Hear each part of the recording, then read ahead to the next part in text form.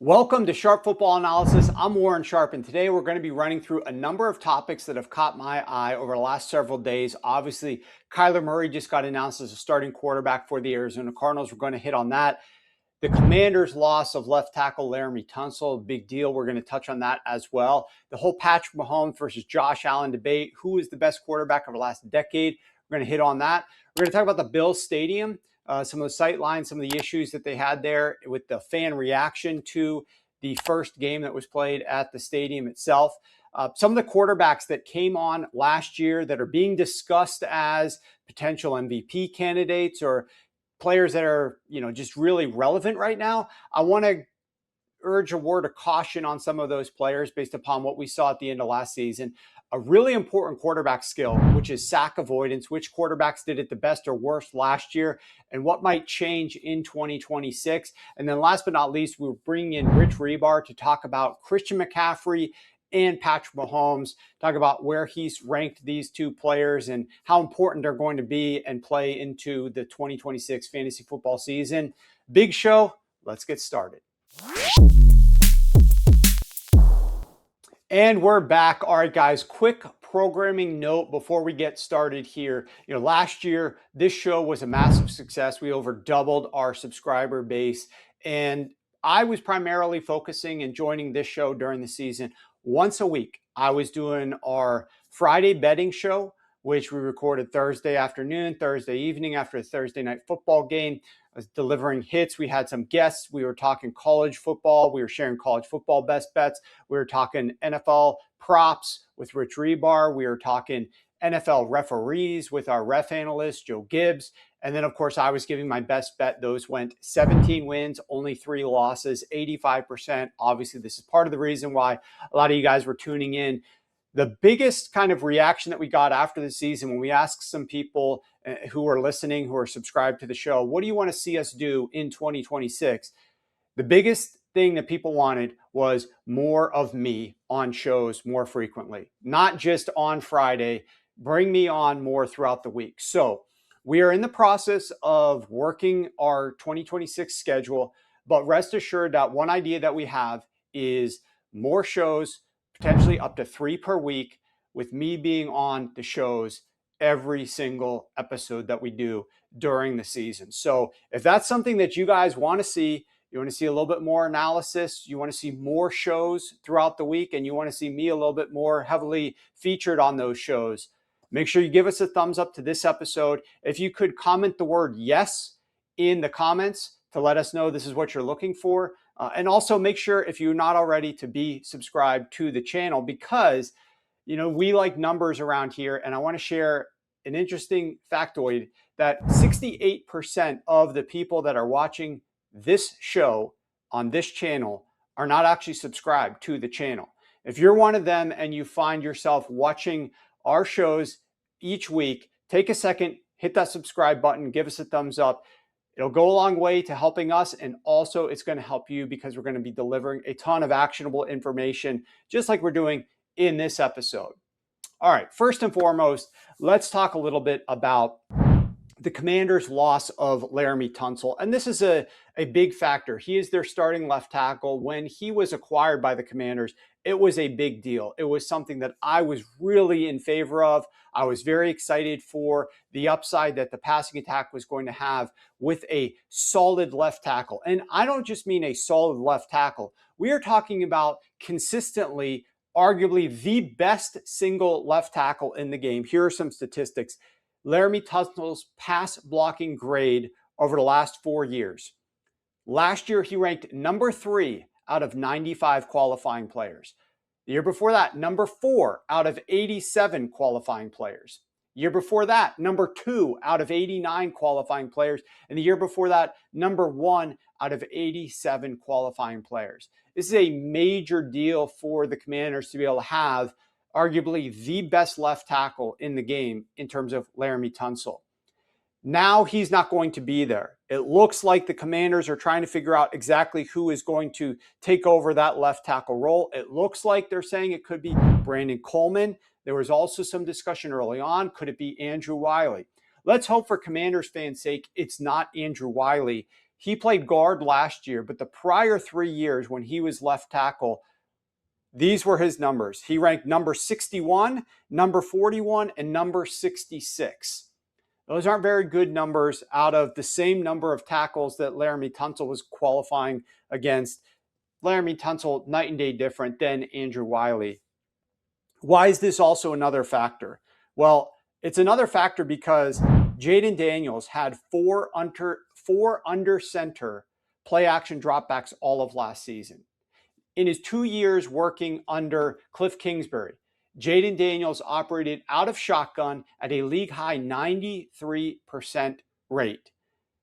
Nearly 2 full seasons of work, he took a total of 33 career dropbacks from under center, 33.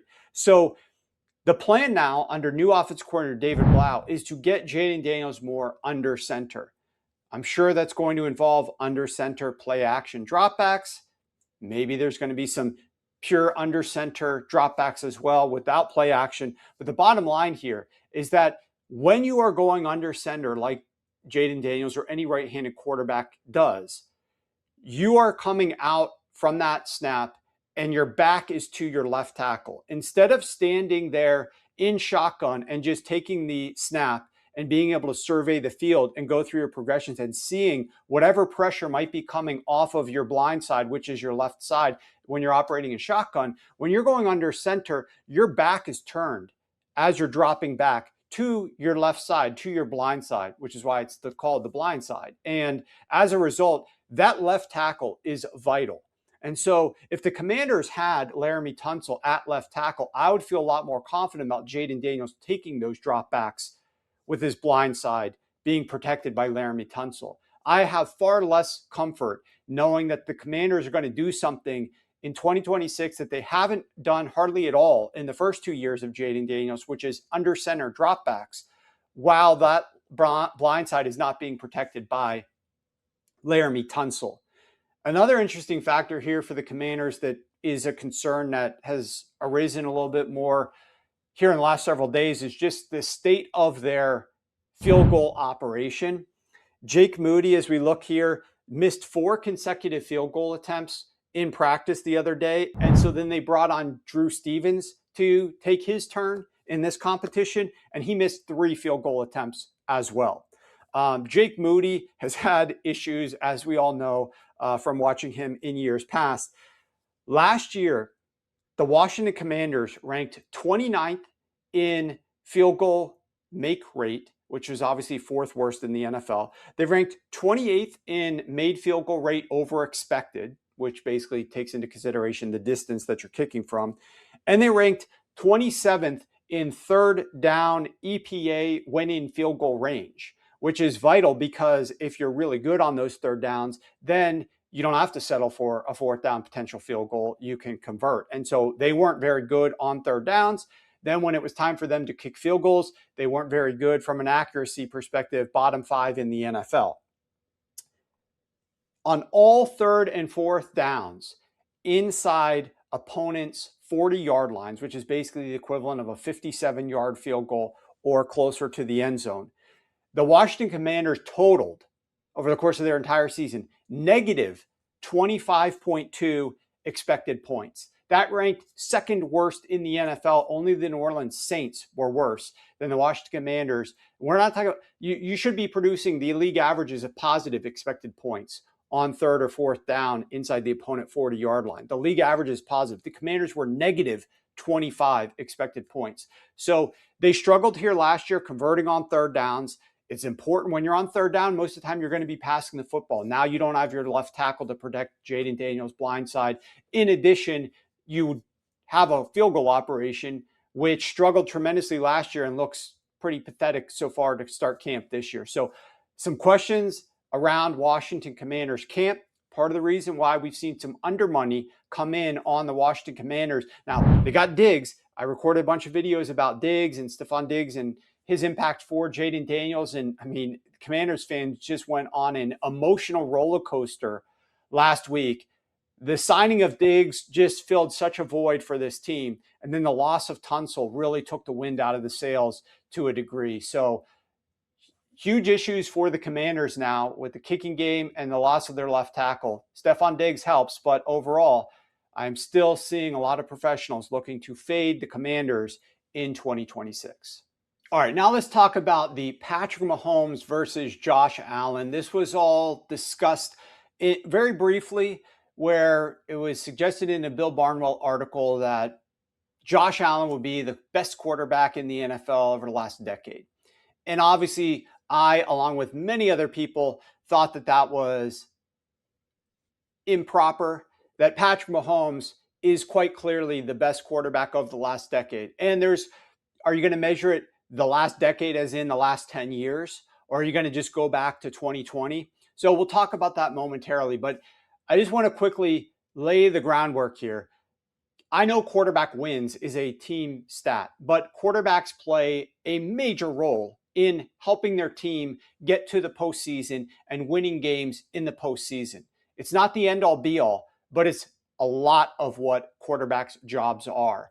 And for that reason, I think a statistic like this is proper to discuss when it relates to the context of who is the better quarterback. Both of these guys haven't been in the NFL for over 10 years. So we're talking about career numbers, which is within the last decade for both of them. Career Super Bowl or conference championships games started by Patrick Mahomes. He has 12 of those games. Aaron Rodgers is the next closest active quarterback who has only 6, half of what Patrick Mahomes had. And obviously Aaron Rodgers, like 41?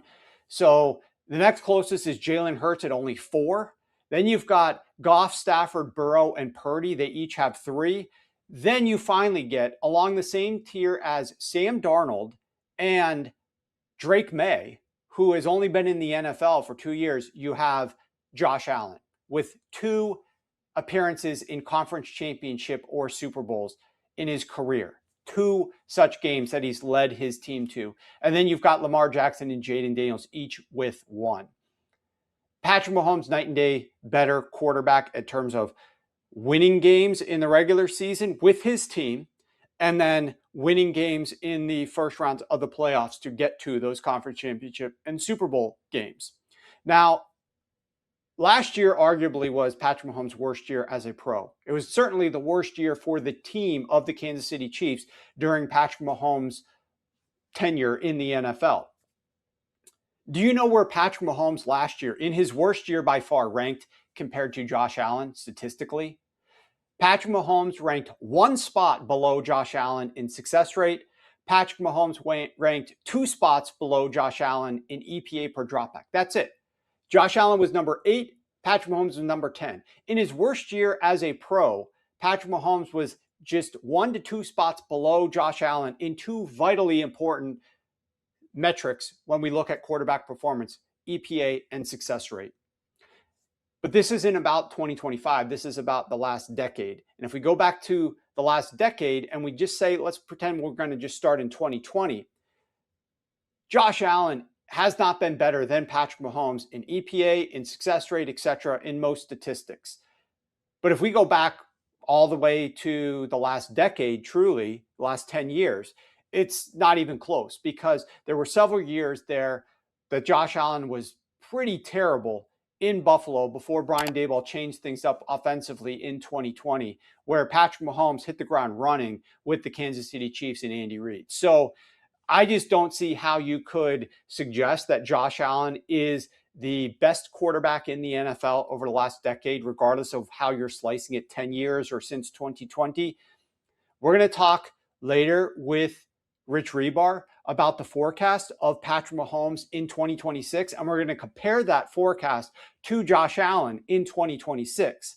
And we're certainly hitting an inflection point as to which of these quarterbacks is going to have the better immediate future and is set up to potentially produce more statistically, as well as potentially efficiency-wise as well in 2026. But if we're looking back over the last decade, it's not close. It's Patrick Mahomes. All right, we'll be back in a second. If you're looking for the fastest way to get smart for this NFL season, there is no better tool than my 2026 NFL preview book. At 619 pages, this book is the most in-depth resource in the industry. sharing insights into players, coaches, teams, and philosophies with one goal in mind, and that is to get you prepared the fastest way possible for the 2026 NFL season. And right now, you can get the book for just $20 with code BOOK20. That's BOOK20. Go to sharp.football and click the link at the top to claim this offer. This is the printed book. This is on sale at Amazon right now. If you prefer the printed book, it's 25% off. You'll see all 619 pages here, an outstanding resource. And I don't fault you if you haven't picked this up yet, whether you want the printed book from Amazon or you want the PDF for only $20 from the website. A lot of people are just sort of now getting into football, been on vacation, they've been enjoying the summer, they've been enjoying the World Cup, what have you. Now is time for the NFL, though. Preseason games start this week. Now you got to get back into it. That's why we've got this outstanding deal for you. You cannot beat it. Getting the book for $20. It will prepare you better and faster for this upcoming season than any other resource in the market. I will stamp that. I will guarantee that. I will promise that. If you find something else that is more thorough or gets you ready for the season in a better way possible than this 2026 football preview, feel free to let me know. I'll happily refund your money because you will not find something that is more thorough and better for 2026 than the 2026 football preview. And we are back, and we are now joined by our fantasy football guru, Rich Hribar himself. He's been deep writing articles, analysis, rankings, tiers for everybody who is a client over at Sharp Football Analysis for our fantasy football subscription. I cannot encourage it enough. If you want to have any shot at actually having success during the 2026 season, drafting teams and producing in best ball or season long, highly recommend checking out Rich's stuff over at sharpfootballanalysis.com. But we wanted to bring Rich on to the show real quick to talk about one key player who made a movement in the 2026 rankings, and that's Christian McCaffrey, the running back out of San Francisco, who Rich doesn't take anything lightly. He thought long and hard about this. Actually, you said you bounced this idea off of some other people. Your take on this, and you feel confident about the move here. So tell us what the big move was for Christian McCaffrey and where you now currently have him slotted in your 2026 fantasy football rankings. Yeah, one of the things that we don't always do is we don't get to break down like why I moved a player to a certain spot or anything. I thought this would be a great little forum just to come on, Absolutely. Pop in and say, hey, like, because this is a pretty big move, right? Like, a guy that I had in the middle of the first round and typically in ADPs in the middle of the first round, and I ended up moving him up to third overall in terms of all players, and this is based on me doing, hundreds of drafts this offseason, and actually workshopping, as we hone in this final month of like how we're going to actually take like the final test of managed leagues. A lot of people have been drafting a lot of best ball leagues to this point. And you typically see, Puka Nacua and Jamar Chase be picks 3 or 4 in some order, depending on preference. But the reason I ended up moving McCaffrey up is, after doing a lot of these drafts and the way that kind of the meta has shifted this year, it has more to do with what's available in rounds 2 and 3 and then rounds 4 and 5, your subsequent, turns when you come up, of why he just has more appeal in terms of team building and overall structure and adding points to your roster. Where the meta has gone this offseason has really bumped up the RB1 tier to kind of unprecedented heights. Like we're almost back to like almost mid-90s fantasy football, but the RB1 tier is typically gone now at the front of round 2. So if you take Puka Nacua or Jamar Chase, you are basically looking at maybe the hope that Derrick Henry could slide through to be your RB1. And then you're kind of forced to look at maybe Breece Hall or Jeremiah Love as your RB1, maybe at the front of round 3. It's really kind of pushing you a direction if you take one of those wide receivers to go wide receiver, or wide receiver, wide receiver through 3 rounds. And you're really playing catch up at the running back position. McCaffrey, we did a segment on the show about a month ago with Ray. You guys could check that out, where I kind of broke down why I had him in an own tier of himself behind Bijan Robinson and Jahmyr Gibbs, and kind of talked about he was a really high reward, high risk player, but we're still trying to win our leagues and add points to our rosters. And I believe structurally moving him here represents where you can add the most points to your roster. Because now when you come up in round 2, you're getting that bottom end of wide receiver ones now pushed down to you, where you don't have to force a Breece Hall or Jeremiah Love, or hope for like I said, a Derrick Henry being your RB1. Now you can just get a Drake London, a Nico Collins, an AJ Brown, Devontae Smith, if you like a Malik Neighbors and want to pull a trigger on him. And then you can also have the freedom now to take two of those wide receivers and come back around in the third round and get two of those guys, because when you come in the fourth round, that's also another hotbed of wide receivers and still has some solid flexibility in terms of running back. Guys like David Montgomery, DeAndre Swift, sometimes Josh Jacobs makes back there, Cam Skadaboo and Quinshon Judkins profile for players that typically would beat the running back dead zone. So yeah, just doing countless reps. And then the other thing that you have too is if you are the gamer that takes Nakua at 3 or Chase 3, and then at 4, the gamer takes the opposite, guy that you left over there. That gamer is almost always going to take a running back 2 if someone does slide through and you're kind of like saying, oh, I hope Chase Brown makes it through, or Devon Achane. They're almost always gone by that gamer that picked up after you too, that's drafting the same way. And you get a jump on the Bijan Robinson, Jahmyr Gibbs drafters at the first round turn. So just workshopping a lot of drafts this offseason. I settled on like, hey, this is where mathematically you're adding the most points to your roster. I understand it's not for everyone. As a caveat, your league better than me, and if your league undervalues running backs, or maybe Kenneth Walker is going to slide through, or you're confident Marion Hampton get there, you can go ahead and push the envelope there with a Chase or Nakua. But I said after all that workshop, I came to the conclusion that it makes sense to push McCaffrey here above those wide receivers. So your reasoning to somebody like me who's more of a fantasy football novice is fascinating. First, I want to ask you, if you're moving CMC up, you have to move somebody down. Mm-hmm. Sounds like you moved CMC from 5 to 3. Does that just mean that it was Puka and Jamar Chase who took one step down each? Yes. So McCaffrey just basically represents one of the players that can rival Bijan Robinson, Jahmyr Gibbs, because this year in fantasy football, we haven't had this in a while, though, where you have two players that are just at this clear intersection of archetype of do-it-all running backs at the, they both just signed, their first contract extensions in the NFL. They're young. They have two players clearing out in David Montgomery and Tyler Algier that give these guys access to even more work than they've had. These are kind of guys that fit that mold of prime CMC or prime Le'Veon Bell, David Johnson, even going back to LaDainian Tomlinson and Marshall Faulk, guys that can score 400 PPR points. So Christian McCaffrey is the one guy at his apex that can actually rival those guys and, outscored those guys last year on a per game basis still too. Now he's not as strong as those guys because of his age and the amount of touches he had last year.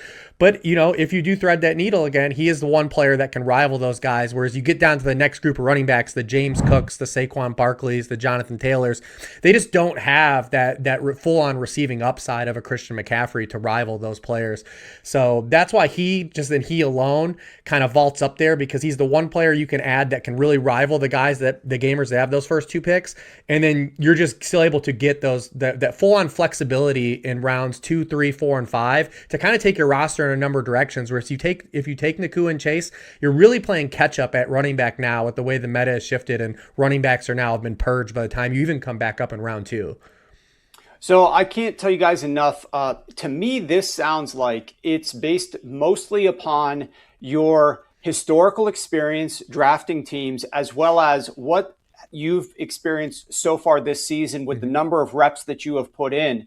I'm not really hearing anything about what you've seen in camp, coach speak about any of the players or injuries or things of that nature that made a big factor into this decision. This is more your experience and your team builds. Now, what I'm telling people who are listening is Rich has a lot more experience than probably 95% of everybody who's listening. So take this information, very seriously when Rich is saying he's moved him up based upon the way that he's been building out his teams this year and what he has seen the biggest upside with.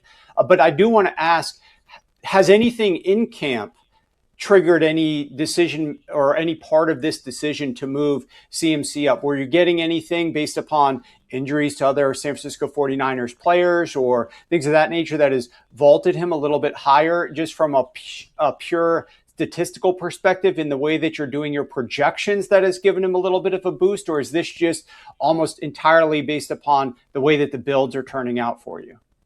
Yeah, mostly the latter, but there's still that avenue where you look at the 49ers and how they entered the season, that they're still just, they still have to lean on him to the degree, maybe not quite as much as they did last year, but as a strong proxy of how they used him. I mean, the depth behind Christian McCaffrey is still just there's no experience behind him. I mean, Kalen Black and Jordan James are two guys with no NFL experience. It sounds like Isaac Grendo might not make the roster. We already had a Ricky Pearsall injury. I believe they're stronger at wide receiver, top down, but Mike Evans is a guy that's consistently missed time over his career. Devon Stribling's a rookie, and they add Deebo Samuel. So I still think there's still, when you look at the way the team is structured, he's going to get a ton of touches while he's still on the field. Now, obviously, you factor in age and the touches he had last year, and there's still some risk, but there's risk represented in a lot of other players too. We can't really predict injuries, even if he has a higher rate. We're trying to win leagues. I'm trying to get as many points as I can. And like I said, just the way that you have to play catch up at running back from that spot is just really kind of been a hindrance in my team builds. And like I said, I bounced this off of a few guys on the site, some other people, and just like we arrived at the conclusion, yeah, it does make, so you're mathematically adding more points here in the apex run out. And that's what we care about, because we care about winning.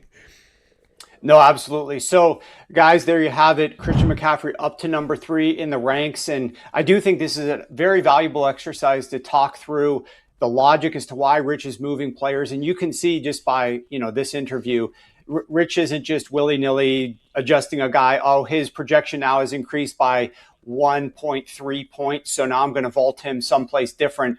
There's a lot of thought, and it's based on a lot of experience, both years in the past as well as what he's done so far this year. So highly recommend checking out all of our rankings over at sharpfootballanalysis.com, so you can see where Rich has projected all of the different players to help you draft a winning roster this fall. Before we get you out of here, Rich, I want to ask you one quick question about Patrick Mahomes versus Josh Allen. There's a hotly contested debate in the industry as to, which guy would be the better player of the last decade.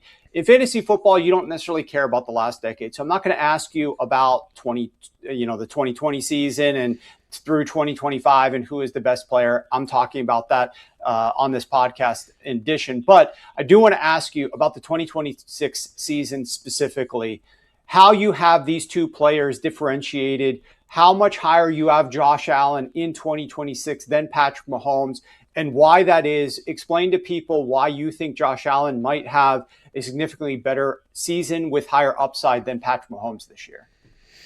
Yeah, and this is kind of the debate that both these fan bases have, is that, Josh Allen can have a bunch of stats, and, that statistics translate to fantasy points. And then, Patrick Mahomes has the rings, right? That's what people say, hey, you can have all your stats, Josh Allen, but, we're the ones that have hoisted the trophy a few times. And because for fantasy football, like, these guys aren't even really in the same proxy, especially for 2026. I mean, Josh Allen has been the QB1 or the QB2 in overall quarterback scoring in 6 consecutive seasons, just because he gives you that dual purpose. I mean, he gives you 25 plus passing touchdowns, and then he gives you double-digit rushing touchdowns basically every season. He already in NFL history has the most 30-point fantasy point games of any quarterback in his career. So that's just what you're getting from a fantasy football stance from him. And then when you look at the context of 2026, I also think Josh Allen is set up to maybe have one of his better seasons this year. There are just so many avenues for the Buffalo Bills to throw more this year. For one, we don't know how much of an influence Sean McDermott had on Joe Brady. Also having, DJ Moore, a healthier versions of Khalil Shakir and Dalton Kincaid could force him to push more. We don't know about Sean McDermott leaving the defense. I do still like their defense and the acquisitions they made and Jim Leonard, but we just don't know. There's a lot of fluidity there in terms of defense. And then the Buffalo Bills schedule, they're just going to be pushed a lot more this year. And everyone knows from a fantasy stance, big game Josh Allen, when they build the whole plane out of Josh Allen, this is when he just goes bonkers for fantasy football. I mean, over the past 6 seasons, when Buffalo is a favorite of 3 or fewer points or an underdog, he's averaged a league high 24.1 fantasy points per game. In games decided by a field goal or less, he averages a league high 24.8 fantasy points per game. The Bills this year, they face the Lions, the Chargers, the Rams, the Ravens, the Patriots now twice, the Chiefs, the Texans, Texans, the Packers, Bears, Broncos. All of those are opponents that are going to push the Bills into competitive games. And then in crunch time, like weeks 12 through 17, when we're really trying to make our fantasy dollars, I mean, he faces the Chiefs, the Patriots, the Packers, the Bears, the Broncos, and then you get the Dolphins in week 17. So there are a lot of avenues here, I think, where the Bills are pushed to ride Josh Allen a little more than they have in recent seasons. And Patrick Mahomes, unfortunately, for fantasy football, has really he's been a little bit down the past 3 years. Last year, he was fine in terms of overall scoring because he ran at a career high rate, and that was able to float him because rushing production for quarterbacks is more weighted than passing statistics. But coming off of the ACL, we can't really count on him to really run this year. And from a passing stance, I mean, we've seen now, this isn't a 1-year sample. This isn't a 2-year sample. I mean, this is a 3-year sample now for Mahomes. I mean, the past 3 years, he's 17th in the NFL in completion rate. He's 23rd in yards per pass attempt. He's 20th in touchdown rate. He's 20th in interception rate. He's had a lower touchdown percentage than Tua Tagovailoa in each of the last 3 years. And, Tagovailoa got kicked to the curb. These are all things that relate to fantasy points. And the biggest thing for Mahomes is I just think he set the bar so high early in his career where his play overlapped, just the perfect intersection. It was a perfect storm of apex Tyreek Hill, apex Travis Kelce, and him all converging at one time. And the Chiefs have never been able to replicate what they lost in Tyreek Hill. Travis Kelce just continues to get older and a little bit more tread on the tires. He's going to be 37. And he's just been saddled with players that don't create space on their own. I mean, the in an era where we're increasing the Vic Fangio, cover 4 quarters, we're going to play zone.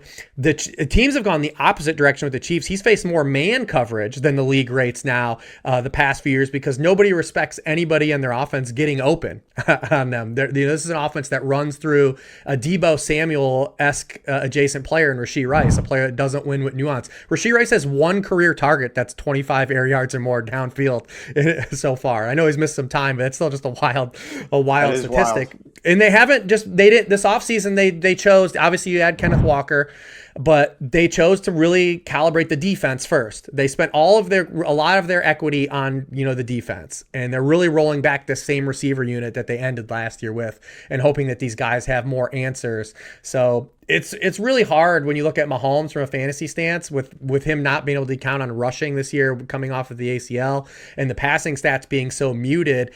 I even have him behind guys like Brock Purdy, right? Like from a fantasy stance. So it's just really hard. Again, Chiefs fans, you can just point to the rings. I get it, but yeah, this is a no contest from a fantasy football stance.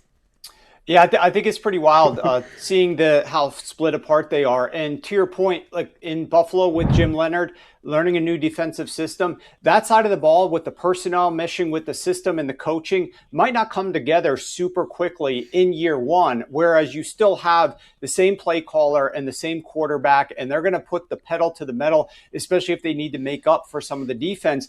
Meanwhile, down in Kansas City, that defense is a bit stronger. There's more cohesion there. And then offensively, to your point, look, I think Patrick Mahomes, if he's running a little bit less, or if he takes a big hit or two early in the season and, the coach is like, hey, we need to watch it here, Patrick. We slow down a little bit, take the dump off, stop scrambling, get down. It's going to be harder for him to get down as quickly with the brace on early on in the season. There's just going to be a little bit more adjustment there potentially.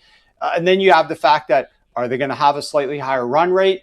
Are they going to have Patrick Mahomes run the ball less? And might they actually lower their overall play volume so that they're just not exposing Mahomes nearly as often? So there's a variety of questions that could come into play here offensively with Mahomes coming off of the injury. He obviously looks like he's ahead of schedule, looking really good so far in training camp, but we'll see what happens once the live bullets start firing in week 1. So great insight, as always, from Rich, our fantasy analyst over at Sharp Football Analysis. Make sure that you're checking out all of his stuff as he continues to make upgrades and changes to his rankings throughout the course of this offseason. You're going to want to stay tuned.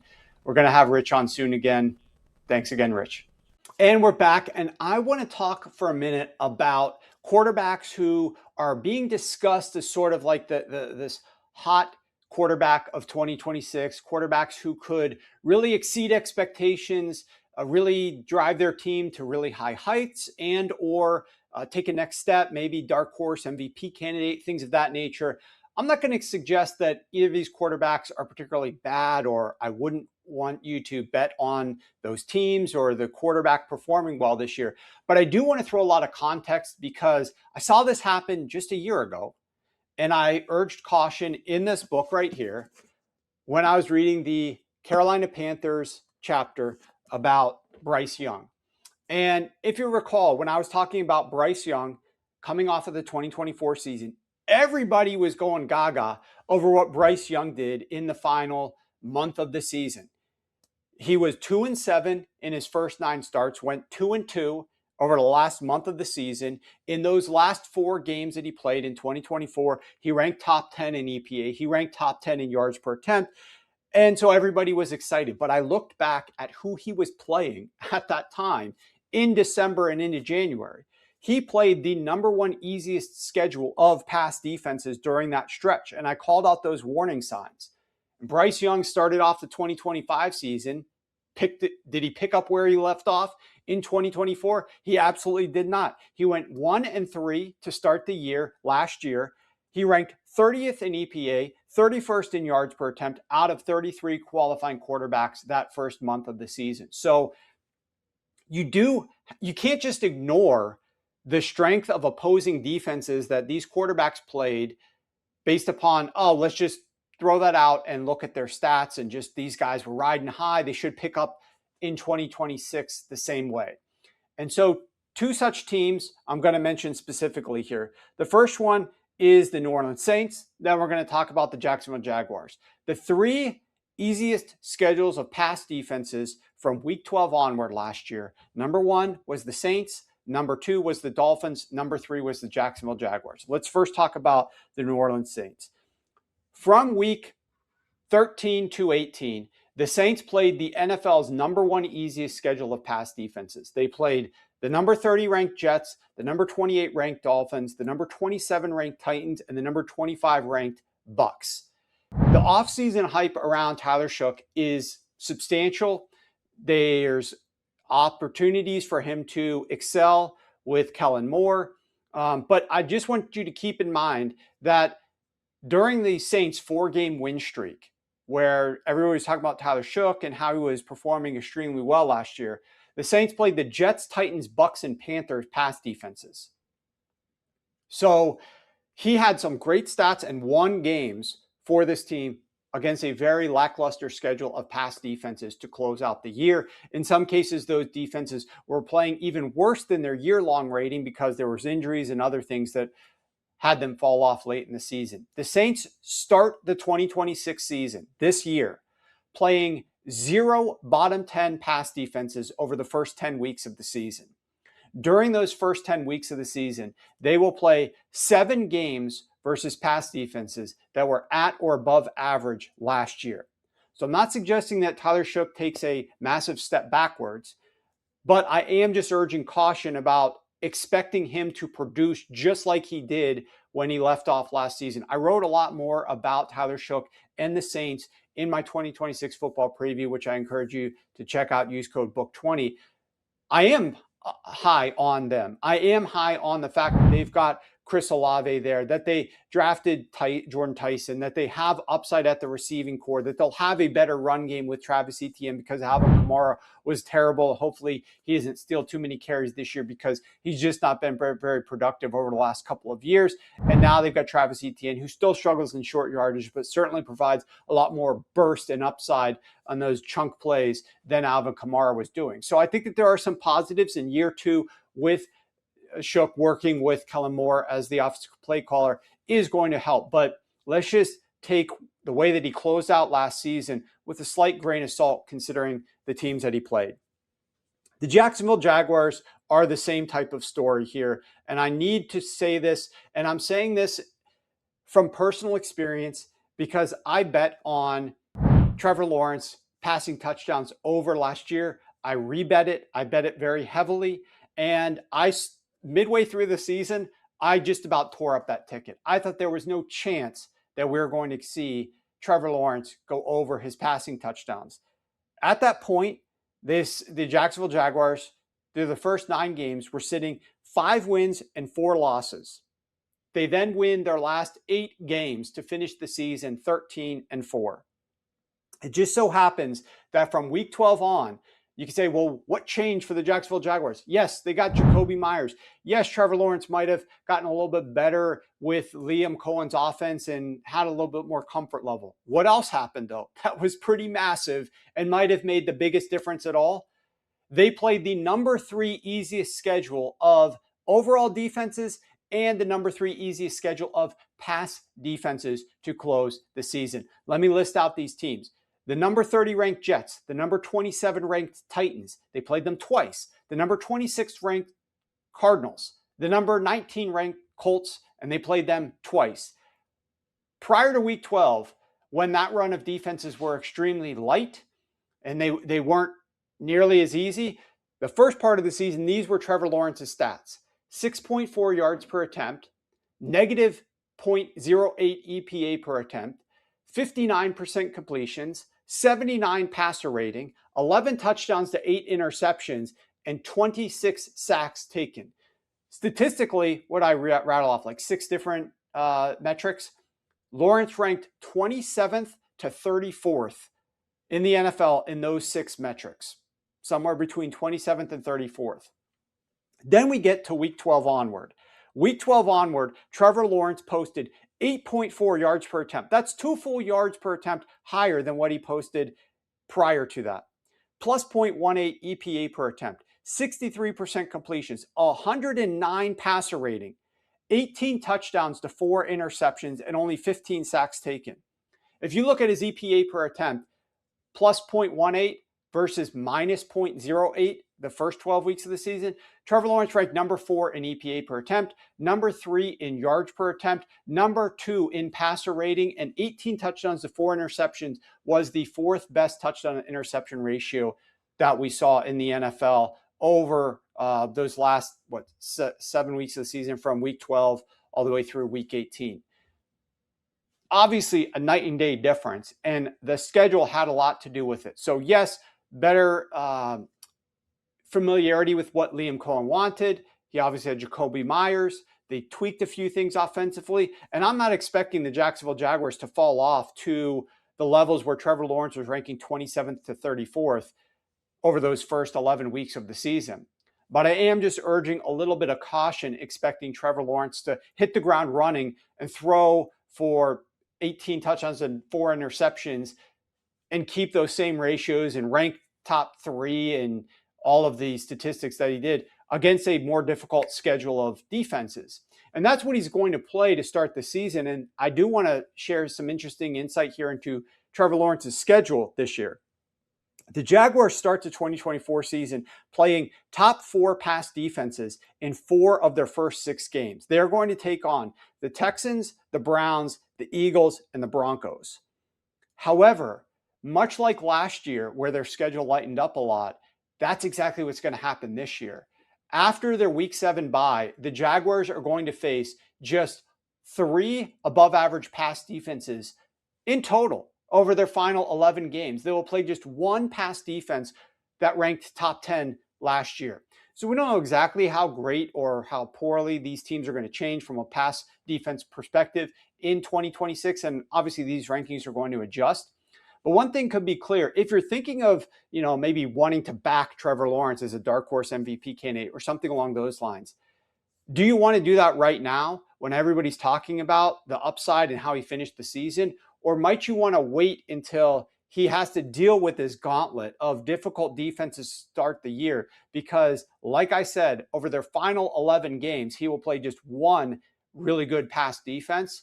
And there could be some big upside for Trevor Lawrence to make a bet on him or on the Jacksonville Jaguars mid-season to go on a run very similar to what they did in 2025. A quick discussion about the Buffalo Bills' new stadium and how they opened it. I just got to say this.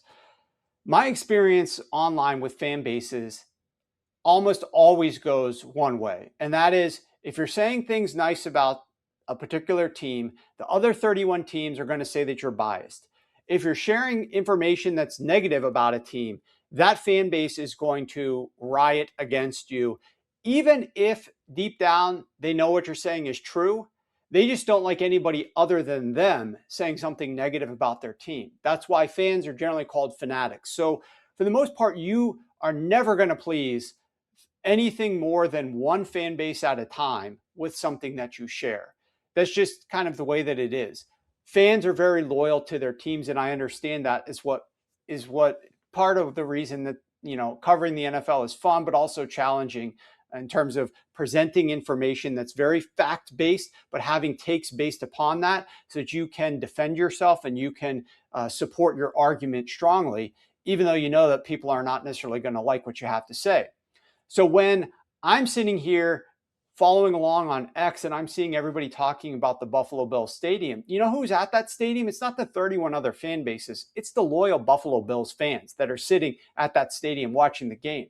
And for those loyal fans who will defend their team to the end, for the most part, who are very passionate and don't want anybody else saying anything negative about their team, for most of those guys to come out and suggest that the stadium is a problem, the sight lines are generally bad, the TV screens are too small, I mean, that is something that was shocking to me. For me to see that type of reaction from the fan base that should be the most excited. You know, if you were a Buffalo Bills fan, I would have thought people say, the best stadium in the NFL. All the tweets would be best stadium I've ever been to. We're definitely going to have the best home field advantage. You're not going to be able to beat us in our stadium. We are the best.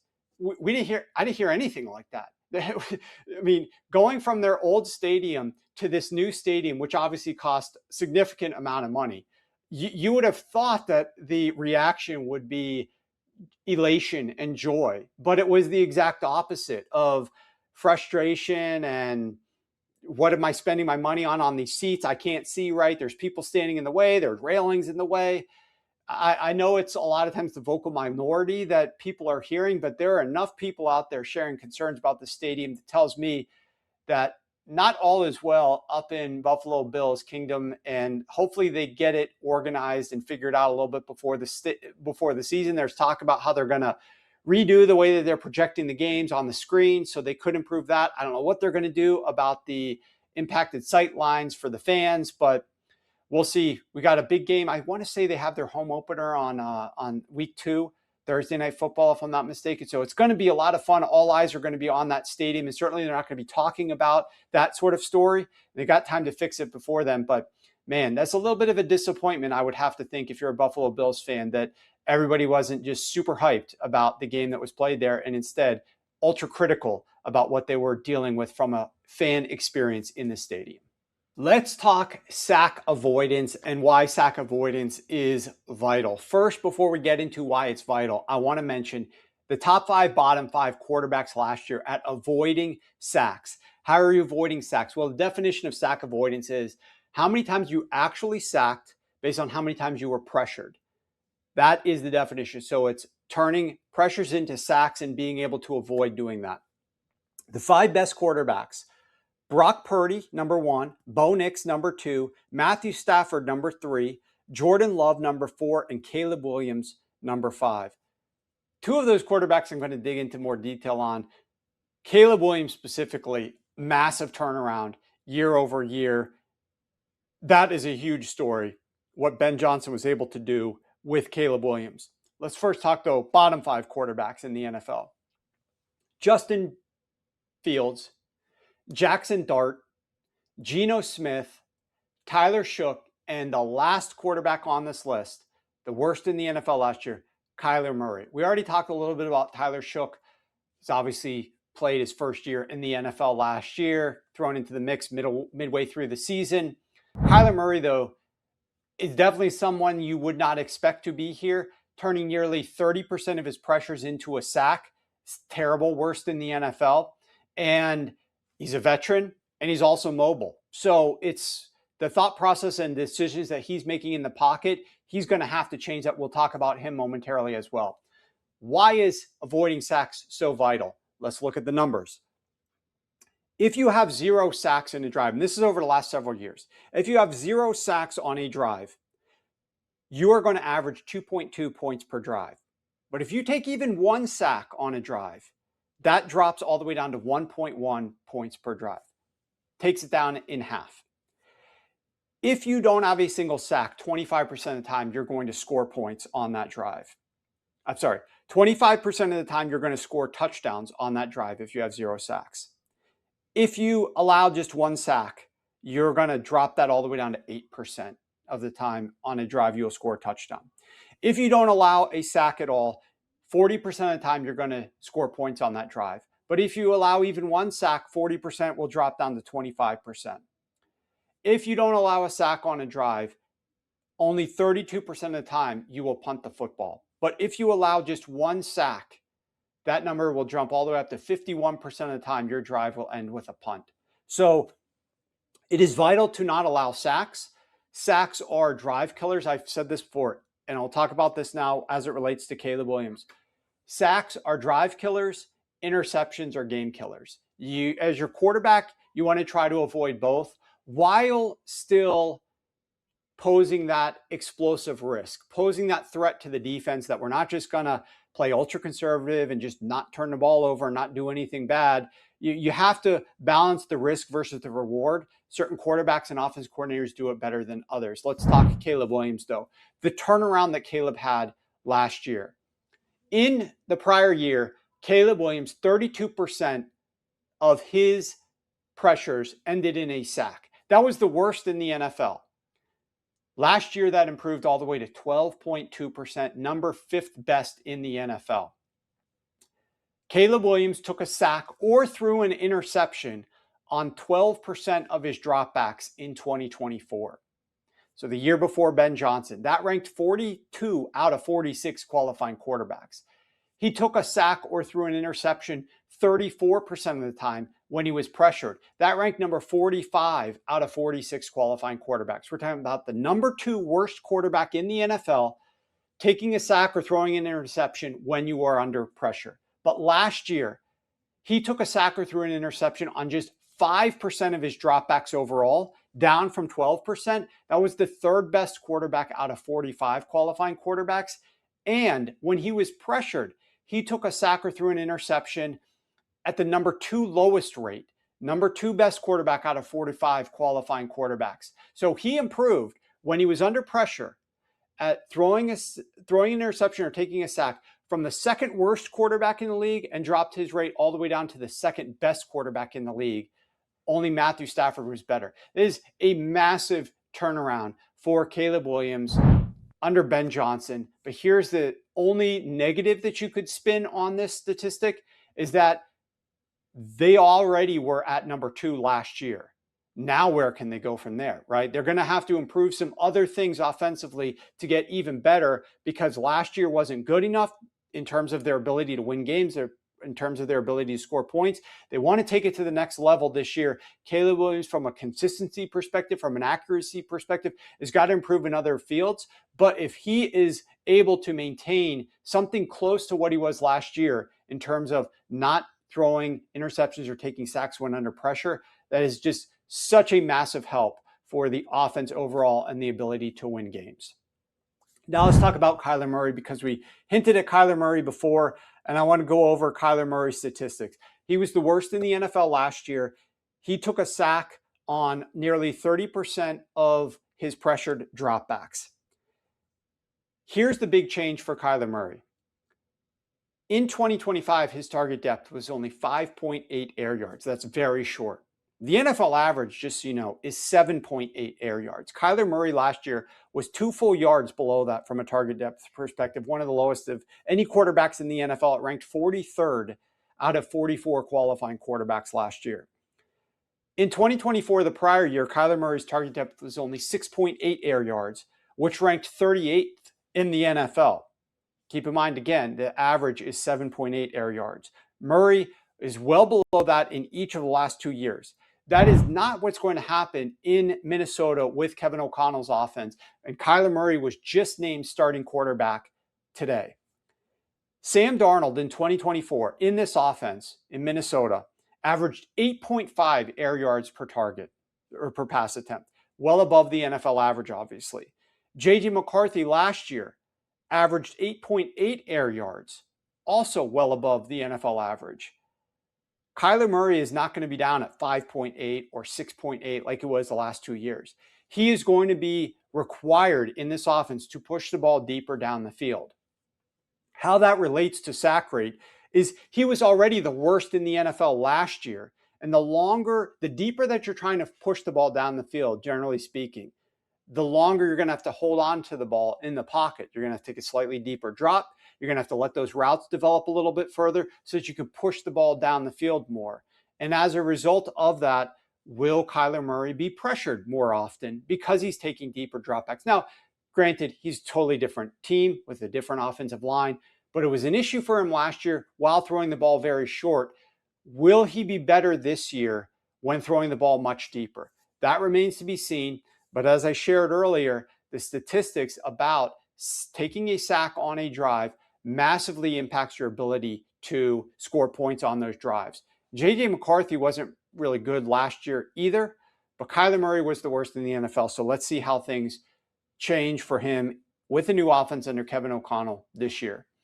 Last but not least, I want to talk about Bo Nix, because Bo Nix, while everybody doesn't really account for this for some reason when they're analyzing the Denver Broncos, they have a new offense. They have a new offensive coordinator this year. They have a new play caller this year. His name is Davis Webb. Davis Webb is going to be taking things to a next level that Sean Payton was not doing last year.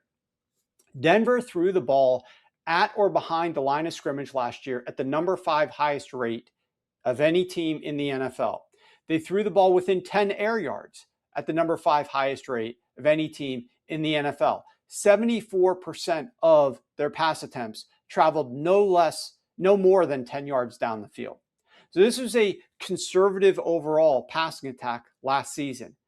Bo Nix, number 2 best quarterback in the NFL at being able to avoid pressures and avoid making them sacks. His sack avoidance was really good. Now he's going to be asked under Davis Webb to take deeper dropbacks and to push the ball deeper down the field. If you've been paying attention to Broncos camp, you've seen some of the excitement out of Broncos camp from the reporters who are talking about 30-yard bomb to this player, 40-yard bomb to that player. They've got Jalen Waddle, obviously. They are working the ball deeper down the field in camp, and that's something that they're going to be doing during the 2026 season as well. That's going to require Bo Nix to hold on to the football longer. It's going to be something that Bo Nix hasn't done in either of the last 2 seasons. This is going to be a big-time question as to how successful this approach is going to be. Because one of the things that drew Sean Payton to Bo Nix in the first place when he was at Oregon was negative play avoidance. Sean Payton created a metric. It was called the Sean Payton system. Kevin Wickersham wrote about this in his quarterback book. There was articles written about it on ESPN. How often are you avoiding those negative plays, such as sacks, interceptions, fumbles, etc.? Sean Payton prioritized Bo Nix, who was the best quarterback of his class at avoiding those negative plays. Sean Payton has been calling offense for the Denver Broncos the last couple of years with the same guidelines in place to help Bo Nix continue to avoid these negative plays.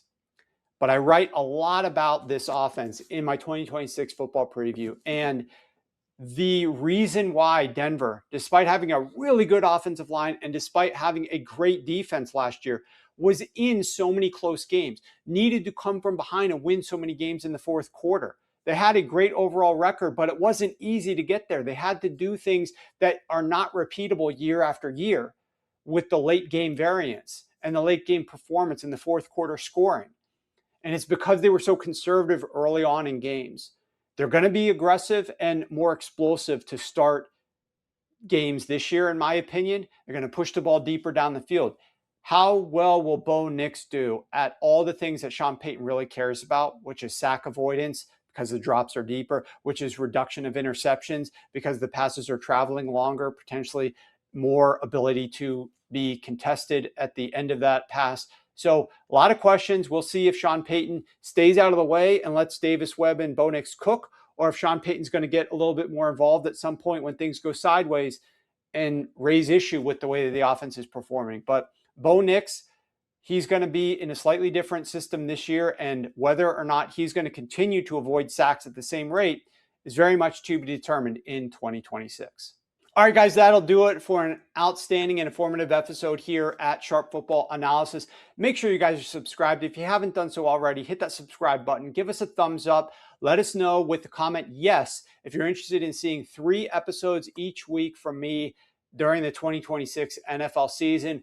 We'll be back on Friday with another fantasy draft. Until then, enjoy camps, enjoy the preseason games, and we'll talk to you soon.